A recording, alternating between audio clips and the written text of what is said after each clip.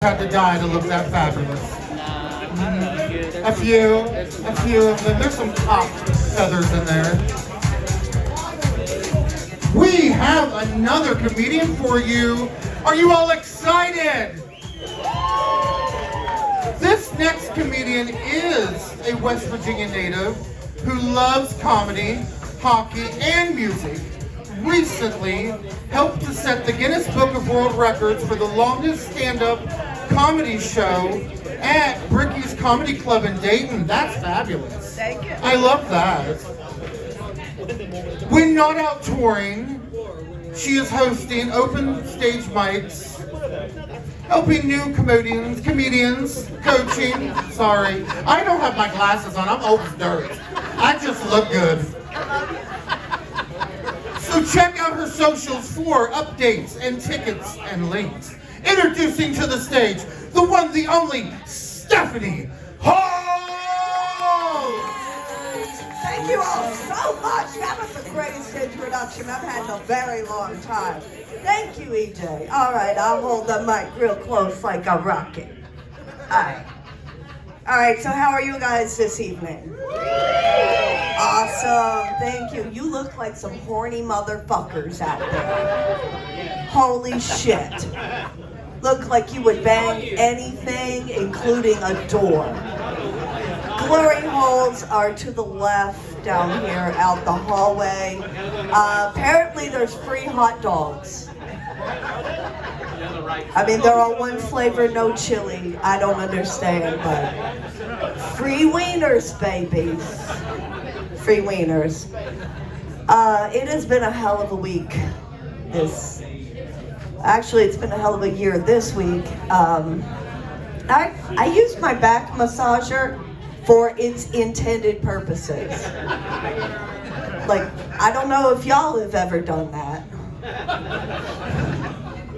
Stress, am I right? I am a stand-up comedian. Thank you. You guys ever been to a stand-up show, a professional show, like a famous person?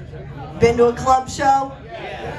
Give yourselves a round of applause for having the very best taste. Thank you so much.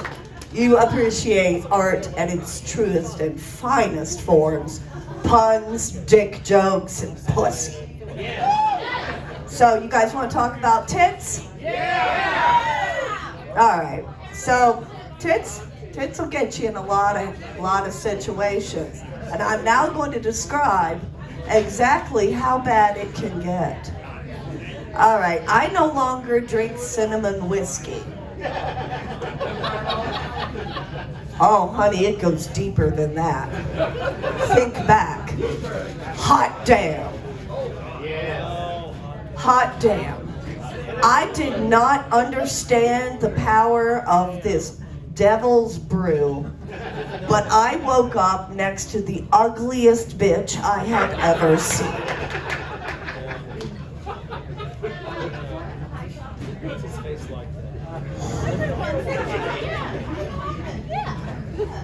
We've all done it. Alright. I see why I came home with her. They were perfect. You know, you're so not worth it. Anybody ever accidentally get into a relationship? Alright, yeah, so this was Fireball. I went 20 years between cinnamon whiskeys. Oh, threw it all away on a pair of perfect tits that I got her to show me within an hour of fucking meeting her. Outside of her best friend's house. Exquisite. Perfect. She also had the most delightful edibles. And she was like, hey, you wanna? And so I invented the show me your titties game. And for the low price of $50, I can give you a one-on-one tutorial on how you two could show me your titties. Does that sound like a deal? All right, it's down to the right. Don't go to the left. That's where the glory holes are. This is different. All right. So the way I accidentally ended up in a relationship, remember I did that dumb shit, folks. I did that dumb shit. That was me. Hi, I did that. See, what happened was she got me blisteringly drunk. And I woke up the next morning and she goes, "Hey, baby. Hey." I'm like, "What the fuck?" She's like, "Well, we finally did it." And I'm like, "Okay." And I'm trying not to puke, and because I feel like that would be an insult to her. She'd take it wrong if I just puked on her perfect tits. So I've got the most raging hangover and a new girlfriend. Both of these had left the worst taste in my mouth.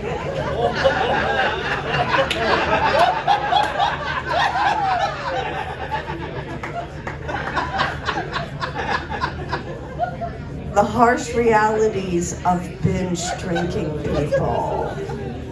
Because I was now stuck with this loopy bitch whose parents did nothing but smoke weed, make edibles, and she was in massage therapy school. And then I had a car accident, and this girl who had been my very best friend suddenly became my #1 fan. This bitch was Annie fucking Wilkes.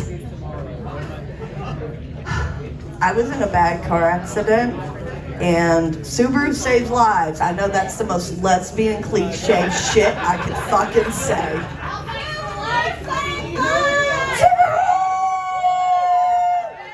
We meet on Tuesdays at Dunkin' Donuts. Wear your puffy jacket and sensible shoes. We might hike. We could hike. I mean, we're not going to, but we could. And we could get there in our Subarus. Saved my fucking life. She came, she was like, anyway. She said, "I'll be your nurse, I'll take care of you." And she starts showing me all these certifications for nursing and all this shit. And I was like, well, that's terrific.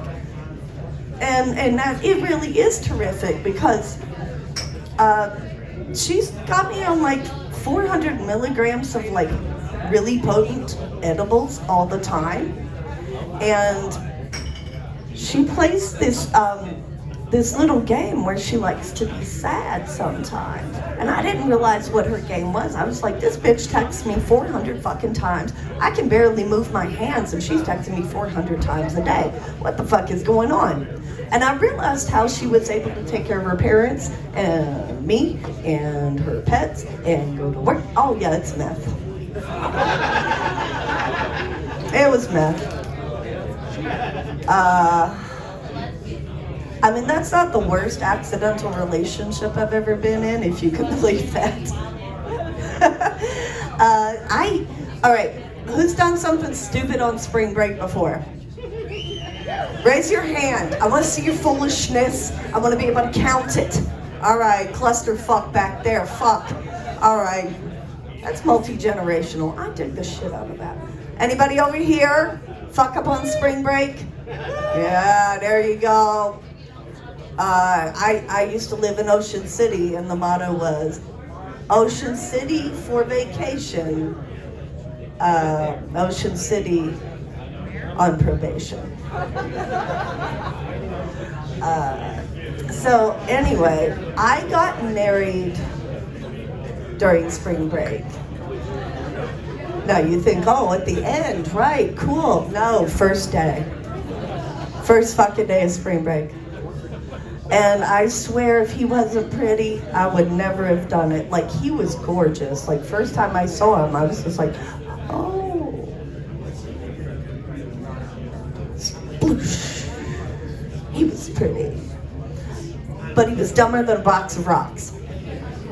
At least a box of rocks, you can paint them, write mom on them, and sell them for $2. Fucking useful is what I'm saying. This not so much. We were driving one time, and we're heading north, and he says, baby, which is closer, east or west? Now those of you with the basic grasp of the globe wouldn't. How do you answer that question? Which is closer, east or west? And I'm like, holy shit. Now here's a fun fact. A 1997 Honda Civic does not have an eject button. I looked. Despite that disturbing fact, that question, we had rented a nicer car, and it had OnStar, which was kind of, this is how old I am, it was kind of new at the time. And out of the corner of my eye, I just see a hand reaching up, and I'm like, no! Bing. Y'all remember that? Bing. It was too late. I heard the voice. Hello, this is OnStar. What is the nature of your emergency? And he says, oh, no emergency. I just saw a button and I had to push it.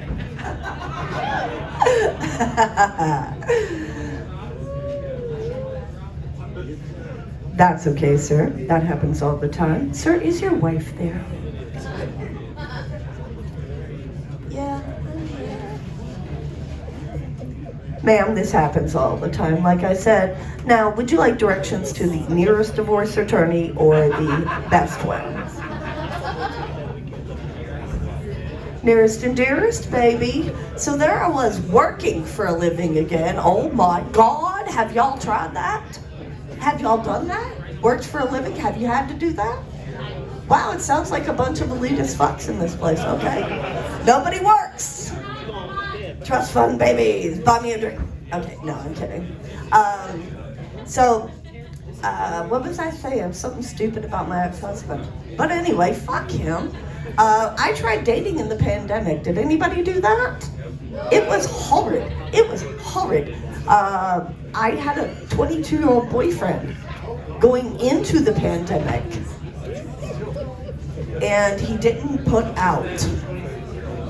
He did not put out. I want to reiterate for all of you in here, if you would kindly think back throughout your decades to when you were 22 or the last time you got some 22-year-old tail, you will remember that the kindness of 22-year-old tail is that it is often, frequent, and enthusiastic. And if it does not meet that criteria, it is not good enough.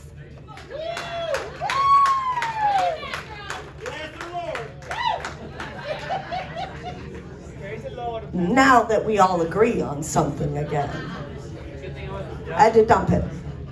But let me tell you how hard it was to date. Being me and having to date again. I didn't realize how bad I snored. I had been talking to a sailor out on deployment for 9 months. We previously hooked up many times in the last 20 years. The first night he's back and I'm there, I fall asleep. I was wore the fuck out and I fall asleep. And he wakes me up and he's like, you have to go get your own hotel room or something. You snore too bad. And I'm like, are you fucking kidding me? Actual war! War! Actual fucking war! Fine. Good 8 hours right there. Knock them out. Stephanie Hall in bed next to you. This in bed next to you. The volume's too high. It was too much, boy. Why don't you go suck a dick? Navy boy. Yes, sir, Master Chief. Go to it.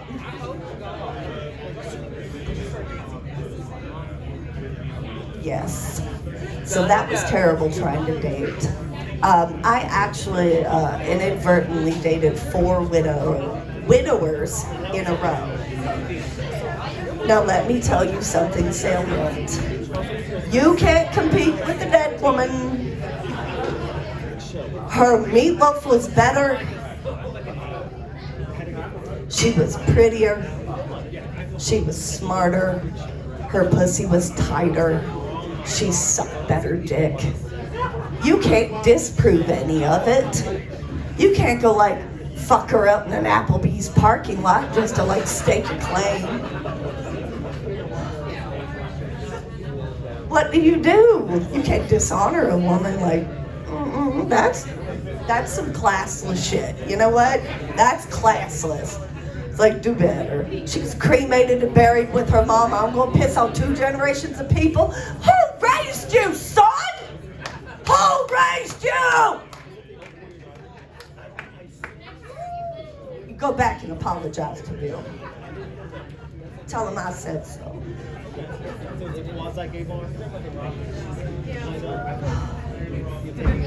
So I tried dating. I went on a bunch of dates, and it was like 4 was the magic number. I went on 4 dates in a row, and I told the waiters when we go out to eat, because you know, you go out, you get something to eat. I told the servers I'm allergic to shrimp. They write it down, allergic to shrimp, duly noted. We make eye contact. We have the moment. They got me. I know they got me. I'm allergic to shrimp. And then, not once, not twice, not even 3 times, the 4 times, the person across from me orders the shrimp.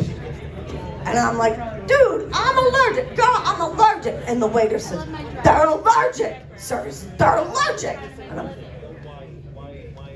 And the question was always, well, how allergic? And I said, well, I'm feeling sick already. I think you have to take me home. Because let's do the math on that, folks. If they had not ordered the shrimp, there's every possibility I'd have been paying out of pocket for a plan B. $60, fine, whatever, fuck it. My EpiPen is $687, so no, I can't afford to fuck around.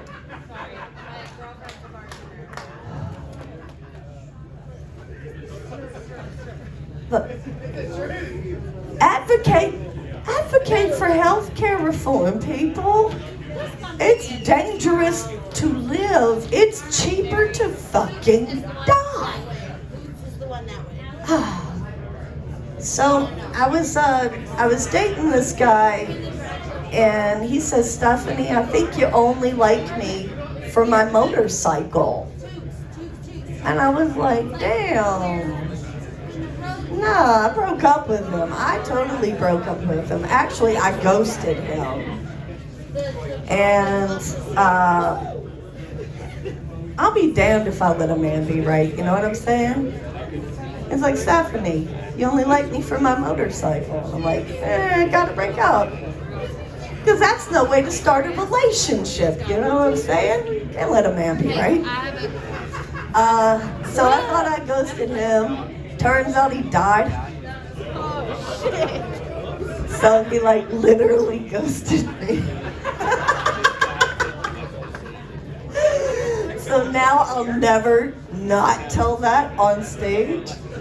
And I just hope it eternally tickles his ethereal nuts. Damn it. His memory evoked forever. Nah. He was a sweet guy. He used to be like, do you have enough blanket? I feel like I'm hogging it. And I was like, no, go ahead and start out ahead tonight. I'll take that shit later. Totally wish I could do that. But you know, with my, you know, the way I snore, the sleep apnea, I guess, but the way I snore, it's almost like he's still deep throating me. You know? Like sometimes I'll just be rubbing one out and I'll think about him. And I just want to pull the gun off of my vagina and shoot myself in the face with it. Just, man. man, I saw a campfire all burnt out and it made me think of him. He was cremated. It's way cheaper than a funeral. Funeral, afterlife care, as they call it. Did you know they fucking called it that? Afterlife care.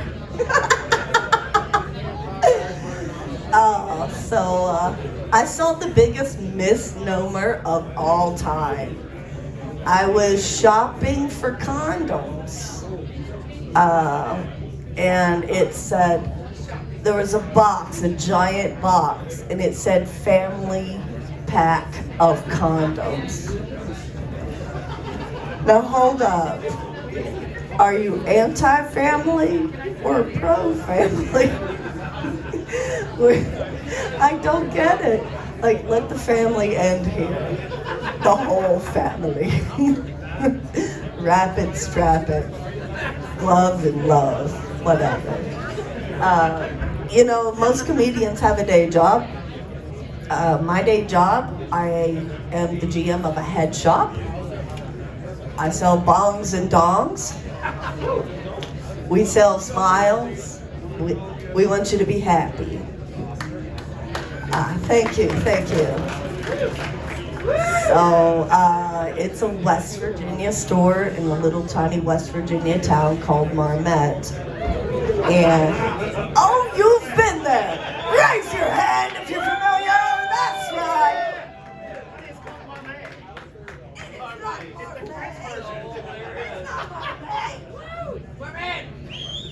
Marmette! There you go. You like pollution? Good. Cool. Big fan too.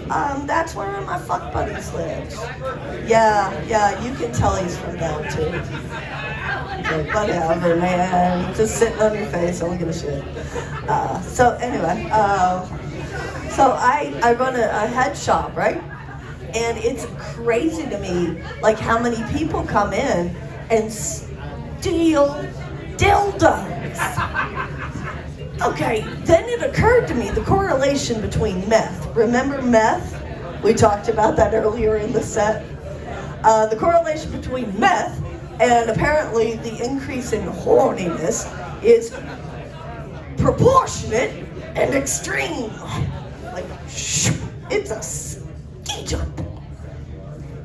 These people would come in, buy meth pipes, and steal the dildos. They would steal the dildos. And I was like, you know what?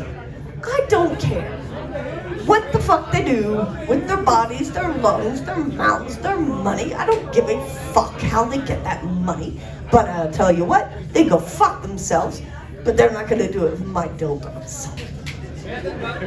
God gave them 2 hands. Use either one, because I'm gonna take one for their thieving. But I actually said that to like half a dozen of them as they were in my store, and they don't steal anymore.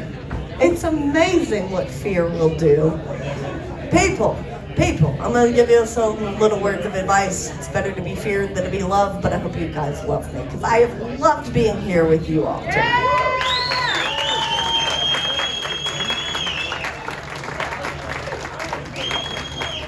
You've let me yell. I love it when oh my gosh, a comedian gets paid in cash by people. You beautiful person. I wish these pockets were real. I'm a woman. There's no real pockets. I've been trying to put my fucking hands in my pockets on all. I don't know if you saw that. Hold on. I don't wear a bra either, so we're fucked on that account.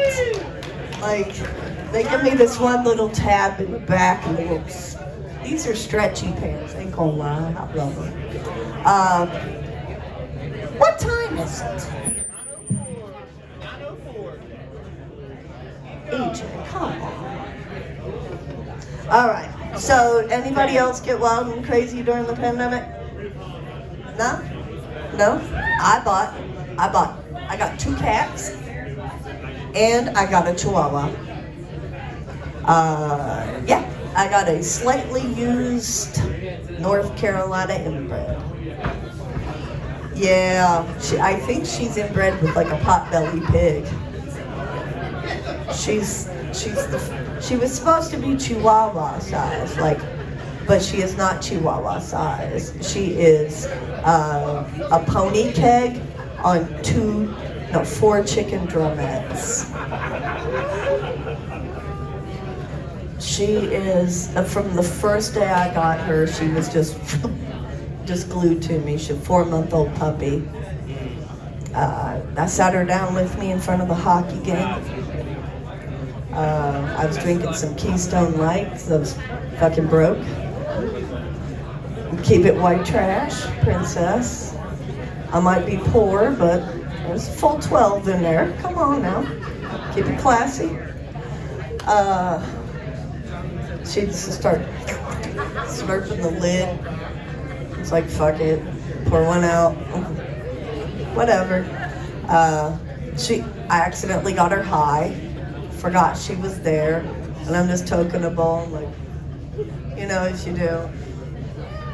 And blow it down. And I got my dog so fucking wasted first day. I'd been single a really long time, and I'd gotten used to like being able to sleep naked again.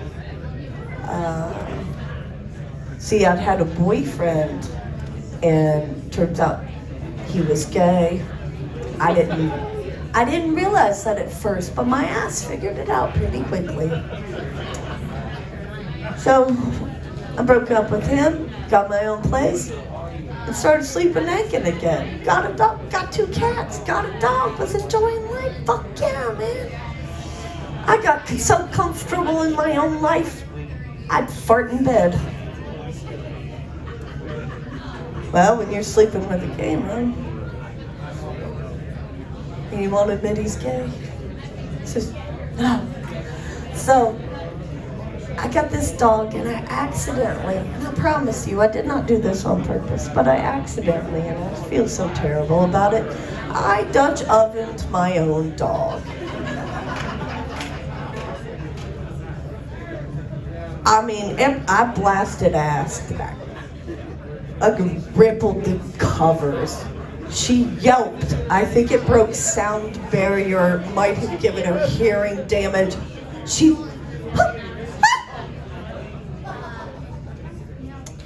took a shit in the bed the next day. I can't say I'm surprised. I'd set the tone. She knew no other rules here. She was like, I don't know, man. You gotta do a bunch of drugs and you shit in your own bed. This place is fucking weird. She probably thought she was coming to a trap house, and this is coming from a North Carolina inbred, slightly used Chihuahua.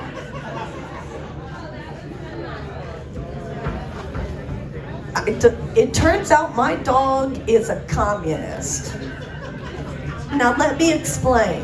She hates children. The preschool in the neighborhood had to change their route. She hates the elderly. All of the neighbors around us are old and sit out on their front porch, and she will absolutely tear ass after them. She hates the school bus because it drops off children.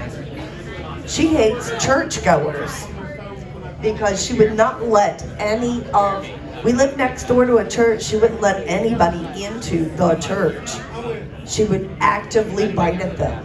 And so my dog, being just the most brilliant little communist, she has one fail-safe maneuver. One thing you have to do with her, if she's bothering you, all you have to do is open up the car door and that whore jumps right in.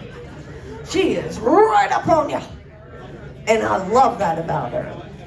But the one thing that she has made me change about my life, I now have the most awesome pajamas collection. I had, as I said, gotten used to sleeping naked. And my dog, she went into heat. I wasn't expecting it. And so I was taking all these precautions with her, and she still slept with me in the bed, but I had these little diapers on her and whatever. And so I'm having the best dream of my life. Like, my single life at that point had been rather, shall we say, a drought. And I'm having the best dream of my life when I start to realize that it's not just, you know, like cute little finger, you know, teasing me or something. No, that shit's real. And I jumped the fuck up out of the bed. I hit the fucking ceiling. I looked down and my dog's up there, like, got her leg cocked out, like, what is it? What? And apparently I was just collateral on her downstroke. I tell you, if you've ever gotten an accidental rim job from your dog, the water in your shower is never fucking hot enough. You can't really take a bath in Clorox, but you can try. And then you still have the dogs, so what the fuck? The shame is always there. I now have 12 pairs of pajamas. It will remain that way. Let's see. I have been living a pretty good life lately. I hope you all have been too. Things have been on an upswing. You can't be mad at a universe that gives you opportunities to be in great places doing fabulous things. So you guys have been terrific. And I'll just leave you on this one little note here. The dildo of life rarely comes pre-lubed. You guys, I'm Stephanie Hall. Thank you so much. You've been terrific.